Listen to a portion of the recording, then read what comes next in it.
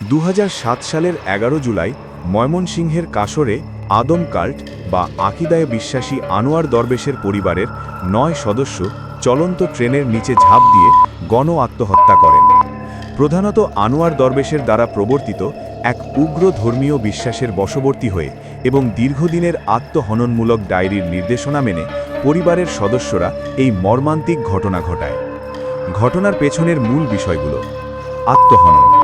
ঘটনার দিন ৭ জন ট্রেনের নিচে কাটা পড়েন এবং ২ জন পরে মারা যান। আদম কাল্ট। আনোয়ার দরবেশ নিজেকে স্রষ্টা বা আব্দুল আদম হিসেবে দাবি করতেন এবং প্রচলিত সব ধর্ম অস্বীকার করতেন। ডায়েরি ও নোট। তদন্তকারীরা প্রায় ১০০ পৃষ্ঠার বেশি হাতে লেখা ডায়েরি পান, যা ৯ ও ১০ বছর বয়সী শিশুসহ পরিবারের অন্য সদস্যরা লিখেছিলেন। মানসিক অবস্থা। ডায়েরিগুলোতে জাদুবিদ্যা, আধ্যাত্মিক দখল এবং মৃত্যুর মাধ্যমে স্রষ্টার সাথে মিলিত হওয়ার কথা বলা হয়েছিল।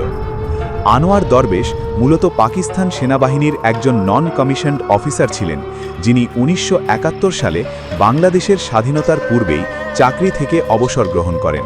তিনি আরবি, উর্দু এবং ফার্সি ভাষায় পারদর্শী ছিলেন।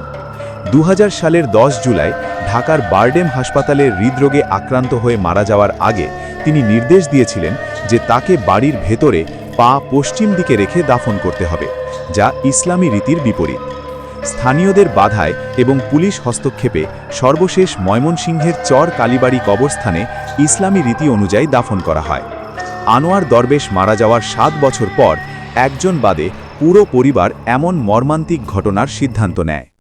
পরিবারের একমাত্র জীবিত সদস্য মেহেরুন নেসা মবি, যিনি ঘটনার সময় ব্রাহ্মণবাড়িয়ায় ছিলেন, তিনি তার বাবার ধর্মীয় মতাদর্শ প্রত্যাখ্যান করেন এবং পরিবারটি যে কখনো খ্রিস্ট ধর্মে ধর্মান্তরিত হয়েছিল তা অস্বীকার করেন।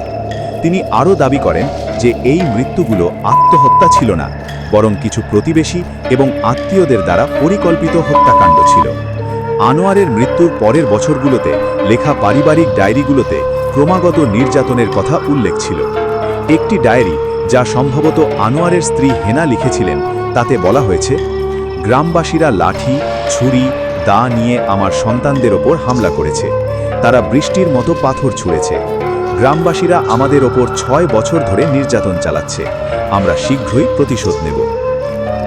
আদম পরিবারের ঘটনায় অনুপ্রাণিত হয়ে নির্মাতা ভিকি জাহেদ ২০ পর্বের মনস্তাত্ত্বিক থ্রিলার চক্র তৈরি করেন, যা ২০২৪ সালের ১০ অক্টোবর ওটিটি প্ল্যাটফর্ম আইস্ক্রিনে মুক্তি পায়।